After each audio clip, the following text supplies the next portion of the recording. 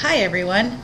So today I am 11 DPO on our first cycle trying to conceive our second baby, and I just got kind of thinking about what my fears are about having another child and things like that, so I thought I would share.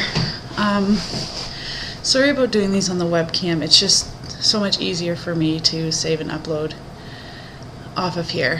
So anyways, I think my main fear is having another fussy baby. Jackson was pretty fussy, and I just worry about chasing after him because he'll be 1.5 at that point, and if we did get pregnant this month, the baby would be due at the end of March. What my original plan was to have a baby in the spring, because where I live, it's very cold in the wintertime, and the bundling a baby up in a snowsuit and all that garbage for the first couple of months was crazy with Jackson. By the time I'd get him all bundled up and ready to go, I was exhausted. And then what ended up happening is he loved his car seat. He loved to sleep in it, but when he was in a sleeper, or when he was in a snowsuit and I came home, I'd have to take him out, and that would wake him up, and so my main fear is the fussiness. Jackson would scream for hours and hours on end, and his sleep pattern at nighttime was crap, still tends to be. So I'm afraid that how I'm going to handle that. But one of the plus sides of it is I really want Jackson to have a sibling that is close in age, somebody to grow up with, and I'm really excited. That's actually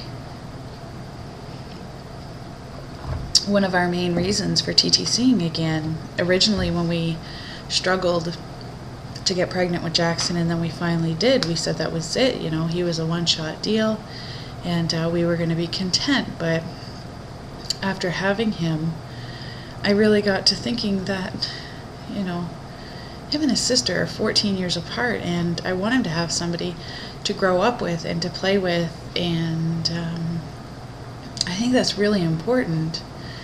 Now, I have had the urge since the day I delivered Jackson to TTC for another one, which is funny because he gave us a run for our money in the beginning, but I think it's all worth it. Like, he's 9.5 months now, and I pretty much know his tricks. You know, he was sick over the weekend, whether it was with teething or whatever, but you know, the craziness in the beginning doesn't last that long, and I'm just hoping that baby number 2 will be a little bit more mellow and laid back, because that would be awesome. But yeah, it's funny. It's funny being in a 2-week wait again. He keeps my mind, you know, he keeps me busy, and other things going on in life keep me busy right now, so I don't really have much time to dwell on it like I did before about, you know, wanting to test and wanting to test. 11 DPO today, and I'll admit I'm getting a little anxious. You know, I would like to know, but I'm going to try to hold out till 14 days past ovulation and see what the thing is. As for if I think I have any symptoms, I don't know. I have this bubbly feeling in my uterus, but I just have my gallbladder out, so that could be gas. You know, my body is having a little bit of a rough time adjusting to not having a gallbladder, so that could just be my body settling down from having the surgery. I think a telltale sign for me would be breast tenderness, because ever since I had Jackson, when my cycle started back up, I've never had breast tenderness. So if that was to come about in the next day or so, that would lean me to think towards getting a positive. I was tired on the weekend, but like I said, he was sick, so I didn't sleep very much. But I can't really think what else. I think I just have this great fear of what it will be like with 2 of them in the house, and splitting my time between 3 children.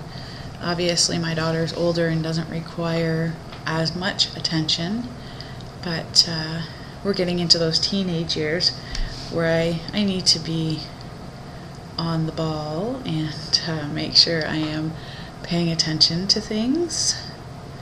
She's very interested in boys right now, and her and I have a very open relationship, so I hope that continues over the next few years.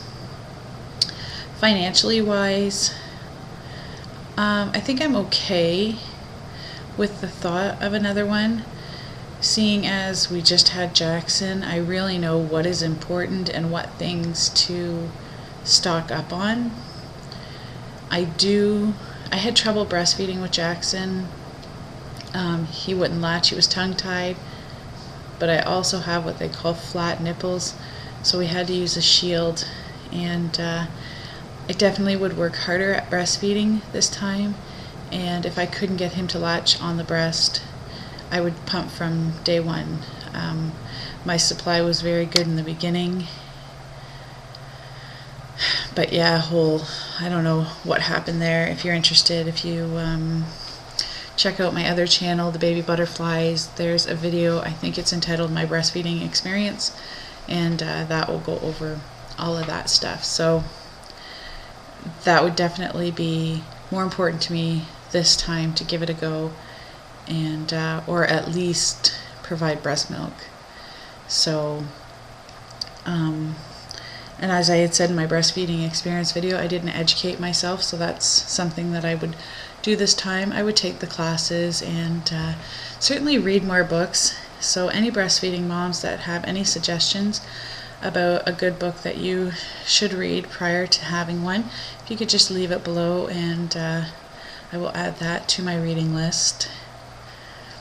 So yeah, that's just kind of what my thoughts are, my fears, as we are approaching test day in our first 2-week wait, trying to conceive baby number 2.